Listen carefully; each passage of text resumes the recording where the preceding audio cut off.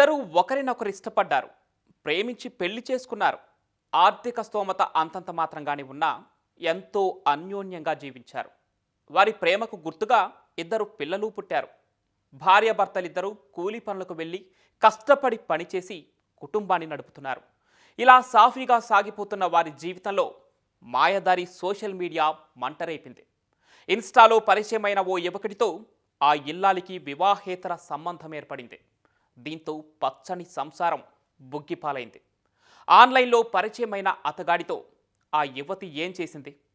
ప్రియుడిపై మోజుతో ఆమె ఎలాంటి దారుణానికి ఒడిగట్టింది?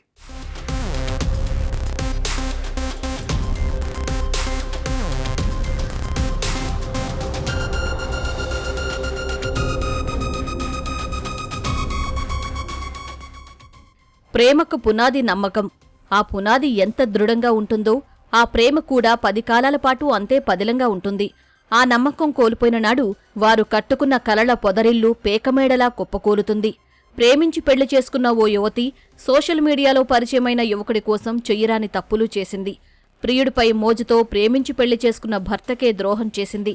ఇద్దరు చంటిబిడ్డలు ఉన్నారన్న విషయం మరచి అత్యంత పాశవిక చర్యకు పాల్పడింది.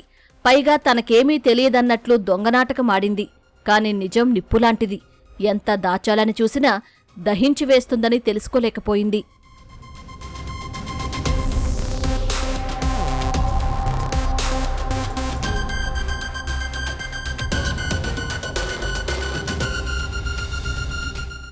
రంగారెడ్డి శంకరపల్లి మండలం పర్వేదకు చెందిన నారగూడెం కృష్ణ, జీడిమెట్లకు చెందిన రాజేశ్వరి ప్రేమించి పెళ్లి చేసుకున్నారు.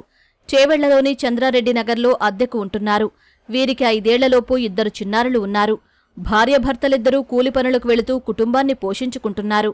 అయితే రాజేశ్వరి స్మార్ట్ ఫోన్ ఎక్కువగా వాడుతుంది. ఖాళీ సమయం దొరికితే చాలు ఫోన్నే చూస్తూ ఉండేది. ఈ క్రమంలోనే ఇన్స్టాగ్రామ్లో ఖానాపూర్కు చెందిన శరత్ పరిచయమయ్యాడు. చేవెళ్లలోనే ఉంటూ కారు డ్రైవర్గా పనిచేస్తున్నాడు. శరత్తో పరిచయం కాస్త వివాహేతర సంబంధానికి దారితీసింది. ఈ విషయం రాజేశ్వరి భర్తకు తెలియడంతో దంపతులిద్దరి మధ్య గొడవలు జరిగాయి. ప్రియుడి మోజులో పూర్తిగా కూరుకుపోయిన రాజేశ్వరి భర్త అడ్డు తొలగించుకుంటే తప్ప తాము ఆనందంగా జీవించలేమని భావించింది. అదును కోసం ఎదురుచూడసాగింది.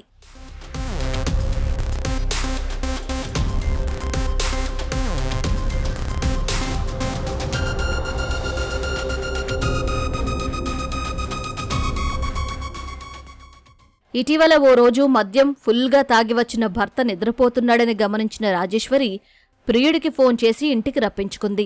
ఇద్దరూ కలిసి కృష్ణ కాళ్ళూ చేతులు కట్టేశారు. అనంతరం ముఖంపై దిండుతో అదిమి ఊపిరాడకుండా చేశారు. శరత్ కృష్ణ గుండెలపై నిలుచుని గట్టిగా తొక్కడంతో అతను అక్కడికక్కడే చనిపోయాడు. కృష్ణ చనిపోయాడని నిర్ధారించుకున్న తర్వాత శరత్ అక్కడ్నుంచి వెళ్లిపోయాడు. తెల్లారిన తర్వాత రాజేశ్వరి అసలు కథ నడిపించింది. తన భర్త ఉదయం నుంచి పలకడం లేదంటూ ఏడుస్తూ ఆటోలో ఆసుపత్రికి తీసుకెళ్లింది. అక్కడ పరీక్షించిన వైద్యులు చనిపోయాడని చెప్పడంతో సాధారణ మరణంగా చిత్రీకరించేందుకు ఏడుస్తున్నట్లు నాటకమాడింది. అయితే తన కుమారుడి మృతిపై కృష్ణ తల్లి అంజమ్మ పోలీసులకు ఫిర్యాదు చేయడంతో అసలు వ్యవహారం బయటపడింది. పోలీసులు రాజేశ్వరిని అదుపులోకి తీసుకుని విచారించగా నిజం బయటపడింది. నిందితులిద్దరినీ పోలీసులు అరెస్టు చేశారు. శరత్కు గతంలోనూ నేరచరిత్ర ఉందని పోలీసులు వెల్లడించారు. తన కొడుకు అనుమానాస్పదంగా మృతి చెందినారని, అతని యొక్క కోడలైన రాజేశ్వరిపై అనుమానం ఉందని తెలియజేయడం జరిగింది. ఆయన హాస్పిటల్లో 9:30కు స్పాట్ డెడ్ అని చెప్పేసి సిఎంఆర్ హాస్పిటల్లో డిక్లేర్ చేయడం జరిగింది. దాని తర్వాత మేము ఎఫ్ఐఆర్ నమోదు చేసి 194 సెక్షన్ కింద ఎఫ్ఐఆర్ నమోదు చేసి శాస్త్రీయ పద్ధతి టెక్నికల్ ఎవిడెన్స్ కలెక్ట్ చేసినాము. సీసీటీవీ ఫుటేజ్ తర్వాత ఇంకా ఇతరత్ర విట్నెస్ ఎగ్జామ్ చేసి అందజేసాము. చేసిన తర్వాత ఆమె భార్యని రాజేశ్వరిని అదుపులో తీసుకుని ఇంటరాగేట్ చేసిన తర్వాత ఆమెకి సంబంధం ఉన్న ఒక ప్రియుడు శరత్ అనే అతను ఇద్దరు కలిసి ఇతన్ని చంపినట్టుగా వాళ్ళు ఒప్పుకున్నారు. అదే కానీ ఇట్లాంటి వివాహాల సంబంధాలు అనేవి చెప్పడానికి కారణమవుతుంది. ఆమెకి 2 చిన్నపిల్లలు ఉన్నారు. కాబట్టి మీరు మహిళలకు కానీ పురుషులకు కానీ మీరు చెప్పేది పోలీసుల తరఫు నుంచి ఈ సోషల్ మీడియాని మంచి కోసం వాడండి. మీరు ఏదైనా పని చేసేటప్పుడు మీ ఫ్యామిలీ మీ పిల్లల్ని మంచిగా చేయడానికి 1 ఆలోచన చేయండి. ఎవరు కూడా నేరం చేయొద్దు.